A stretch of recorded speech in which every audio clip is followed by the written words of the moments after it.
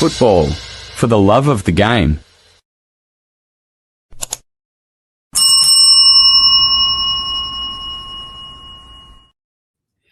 Hello, welcome.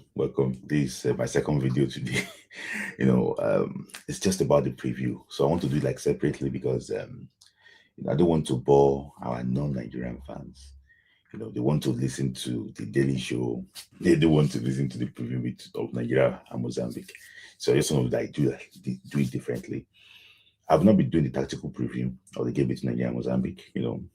I just, it's just a lot of work to do. But if the team can beat Mozambique, I will look at tactical view. We probably will be facing Algeria or DR Congo on Saturday next week. I will try and do a tactical preview of that game. But this time around, I just want to talk about the game and see exactly, where I think the pendulum will swing. So Nigeria Super Eagles will face the Mambas of Mozambique. This is not the first time that Nigeria will play against Mozambique. And this is not the first time that Nigeria will play against the third best placed team in AFCON. So if you remember, Nigeria we topped our group, and we played the third best placed team in 2021, and we lost that game to Tunisia. So I hope that lightning will not strike twice. So for Mozambique, let me focus on Mozambique quickly. So for Mozambique, this is not the first time they're going to be playing the AFCON. So the first time they went to the AFCON was in Egypt in 1986. They also qualified in 1996 in South Africa.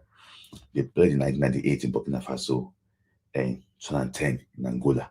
So from 86, 96, 98, 2010, they never progressed out of the group stage before. So this 2025 will be the first time they will progress out of the group stage. So their qualification was slightly very funny. They were playing in the same group with Mali. So one of the biggest results they had during their qualifying series was actually what, for me, I think it was drawing away from home. They drew in Bamako. So one thing about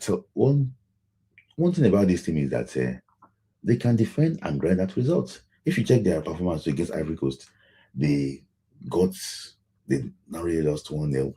Check their performance against Cameroon 2-1. They look for a way. Even it was a friendly game they played with Morocco too. They lost 1-0. So they know how to keep it tight at the back and look at how to eat you on counter. So for them to go to Bamako and get a draw was a good performance. So, but despite drawing in Bamako, they lost at home to Mali. But the result that really made a lot of sense for them was they beat Guinea-Bissau, both home and away. And I think that beating Guinea-Bissau, both home and away, did the magic for them and made them to take them to this place. And if you look at Guinea-Bissau too, they have been qualifying for the AFCON for a while. They were probably in Nigerians group in 2021. They qualified. They also qualified in 2023. So the reason why they are not here is because of Mozambique. So Mozambique actually what took them out of the qualifiers. So they are a team that are very compact. And this is not the first time that they've been playing against Nigeria. In all the competitive games, except one that they have played against Nigeria, they always give Nigeria problem. And if you can cast your mind back to, they have played Nigeria 5 times. Nigeria won 4, they drew 1. They've not beaten Nigeria before. If you cast your mind back, there was this World Cup qualifying in 2009 that Nigeria played in Abuja and we narrowly beat Mozambique 1-0. They were so compact in that game. In fact, we scored around 93rd minutes or so through Victor Bin and Sofo. So it's going to be a very tight game. So I just hope that the God of soccer will smile, on the Spikes on Monday. So, talking about it, and I said, the funniest thing is this: two players from that team are still playing currently now. This is a picture from that game in Abuja. That's like 16 years ago now. 16, 17 years ago now. The guy you see number 7 here It's called Pelembe. He's the current captain of Mozambique. It's called Pelembe. So he's still part of the team. He's now 42 years of age. So, he was playing with the likes of Danny Shitu, Odewinge then, he gave Danny Shitu problem that day because he was kept on running and running. So it's not that pacey again. It's just someone that plays, slightly like a more, he's just trying to adapt his game more now because he's getting old. This guy is popular in South Africa. I think he was in Sundance. He played in Super Sports United. I think he's now back home in Mozambique now, playing what's it called? Playing club football in Mozambique. So that's a Pelembe. And that player that also played that game was also Mexis. Is the central defense partnership of Ronaldo. He also played that game as a youngster. He was wearing number 4 that day. So they have two guys that are one is 38, Pelembe is 42. So I don't know. Yes, and they're still doing well. That's the most important thing. In fact, Pelembe won the penalty against Gabon. So that's what. So Guinea-Bissau, what's it called? Mozambique, they call them the Mambas. They made a lot of changes in their last game against Cameroon. And I think that that's why, if you watch the game they played against Cameroon, that is not really the true reflection of how they play. If you want to know how Mozambique play, go and check the games they played against Gabon and also against Ivory Coast. That's their first team. So I'm going to go to like my predicted lineup and how I think they're going to actually line up against Nigeria. I want to also make this video a very short video so that I can go to Nigeria quickly, then give my prediction. So I think they will line up with Silwani in goal. Silwani plays for Red Bull, not Red Bull actually, a Black Leopard or so in Mozambique. If you are a fan of the local league in Nigeria, Black Leopard was a team that played against Rivers United in the CAF Champions League. That Rivers United beats them to qualify for the group stage. So it's their goalkeeper. So it's their first choice goalkeeper. It was rested against Cameroon, but I think it's going to be back. It was very, very. I will tell you where I think Nigeria can exploit him. And this is what Diego Canelos too plays for Santa Clara in Portugal. I expect him to start at the right back. There was one problem. He got injured against Cameroon, so they brought him out. They brought him out for Bantu. But will he be fit enough to play against Nigeria? Time will tell. He's very instrumental to how they play. He's a very attacking right back. Even scored their third goal against Gabon. So, like I told you earlier, Mexis 30-year-old and Ronaldo will be in the central defense. For me, I think Ronaldo is probably the biggest player in the former Atletico Madrid player and also play currently now for Sunderland in the English Premier League. So it's going to be along with Mexis. So in the defense, in the left back, it's going to be Bruno Langa, also under Odwo. I expect him to actually start Bruno Langa. So in the midfield, I think I expect a midfield trio of Amade, Kambala, and Pelembe.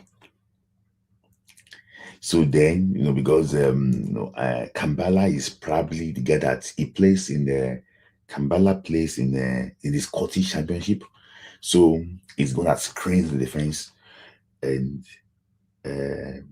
Amade will be supported by what will just be probably behind the Pelembe. So on the right hand side, you guys know the guy who plays for is their biggest player. No, I won't say biggest player. Second biggest player is called Jenny Katamo. He's going to play at the right. It's called I think it's called against Cameroon. He also scored against Gabon. So getting Katamo on the right hand side, you have what? Ratifo. It's going to be Ratifo, or maybe no Ratifo or Witty. Is that Witty plays up front or Ratifo?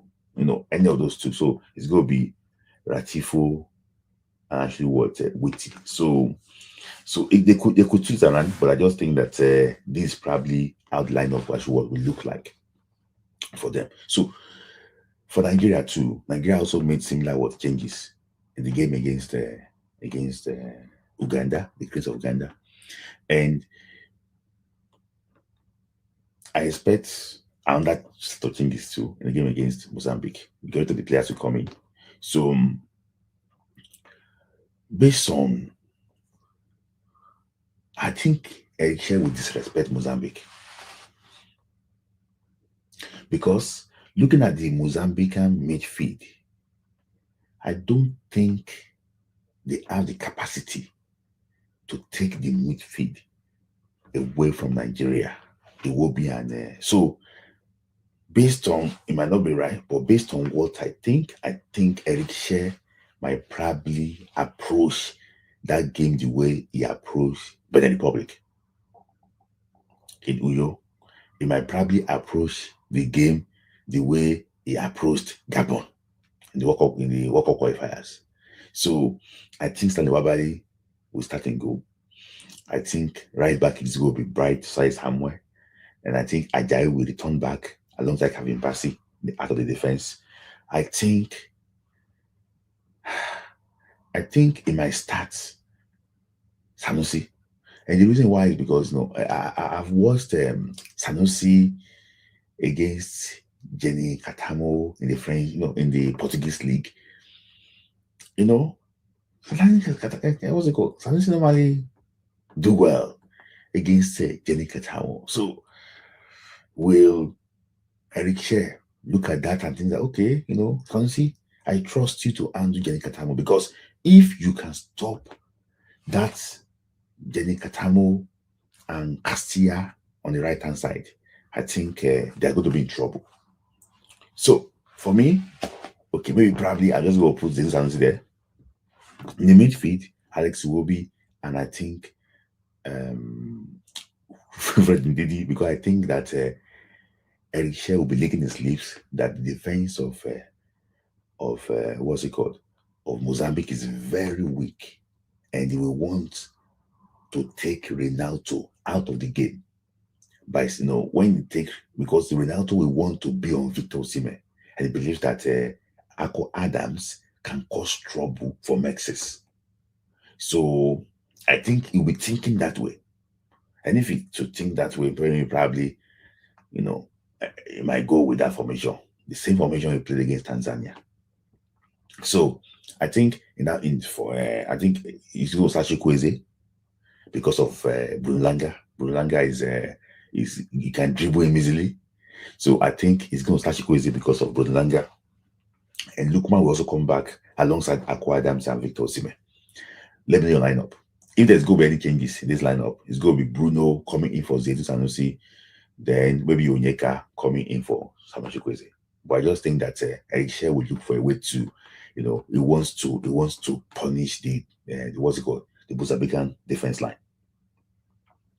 So now let me move on to where I think the game will be won. One, I think for Nigeria to win that game, Mozambican goalkeeper is a very good goalkeeper, but he's got his own weakness.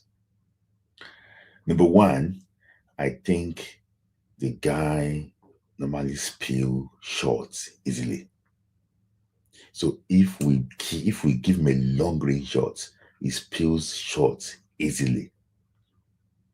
The guy normally spills shots easily. Go and watch him against Rivers United. Go and watch him in the 2 games he played against Ivory Coast and Gabon.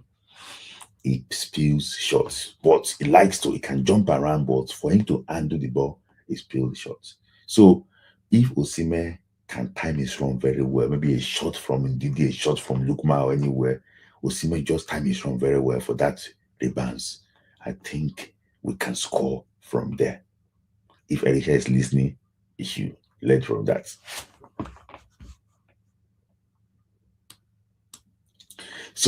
Another area I think that we can also exploit them is Kapamba. Kapamba plays, I think he plays in the Scottish second division. He's a strong guy, but if you press him, he's going to lose possession easily.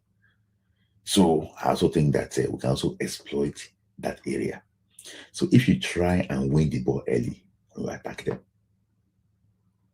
That is it. So, and for Nigeria not to concede from Mozambique, two things. Their major attacking outlet is Jenny Katamo. Others can score too, but Jenny Katamo is their major attacking outlet. They look up to Jenny Katamo. If it's not working well for him, it's not working well for him. That's the reason why, if the coach thinks that he wants to start Frank Onyeka to help Bruno in that area or Zed's area, so be it. Because you need to stop him. Because their right back and their right winger, they are the most dangerous athletes in that Mozambican team. The right back plays for Santa Clara. The right winger plays for Sporting Lisbon. So they're the most dangerous attacking outlets. So it needs to look for a way to stop that area. If you can block that line, I think Mozambican, they're going to be in trouble. Secondly, set pieces. Ronaldo is very good with set pieces. He gets on it. So Semi Ajayi should look for a way to mark that guy. Anytime they get any free kick near our area, Ronaldo of Sunderland will come for that header, and it's very dangerous. If you don't mark him well, he will score. There is one guy called Ratifo. Ratifo plays in Serie D in Italy. Don't judge him because he plays in Serie D. He's a very strong striker. He wants to go into battle with Calvin Bassey. The boy dives a lot. Calvin Bassey is very careful of yellow card in that game. So for me, defending set pieces and stopping their right attacking outlets. Nigeria to score, make sure you work on the goalkeeper very well. Another clue again is this. The goalkeeper left-hand side. It's not really actually that strong on that area. So a lot of things. I know Erisha is a very smart coach. He will look for a way to, to do all these things. So news from Super Eagles camp is that Erisha, for the third day in a row, did not allow media. He wants maximum concentration in camp, and rightly so. I heard about the news that he asked them not to come, and some people sneaked in that training. I don't think the coach will be happy about that too. And secondly, two Nigerian journalists. Okay. One, I won't say, one is a well-known journalist. He went to go and post it online how the players are practicing penalty shootouts. And I'm hearing that the coach is not really upset. Is really upset about that because you never know what will happen on Monday. You probably go to penalties. You never know what's going to happen. So they're practicing for everything that can actually happen. So, in my own opinion, I just think that what the coach wants, let's obey the coach. That's the most important thing. Prediction. I think it won't be a straightforward game, but I think Nigeria will carry today and play either Algeria and DRC on Saturday next week. So thank you guys. That's the preview. I will see you again in the next one. Thank you. God bless you. God bless Nigeria and God bless Africa. Thank you.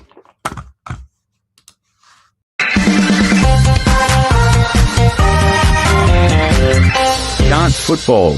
For the love of the game.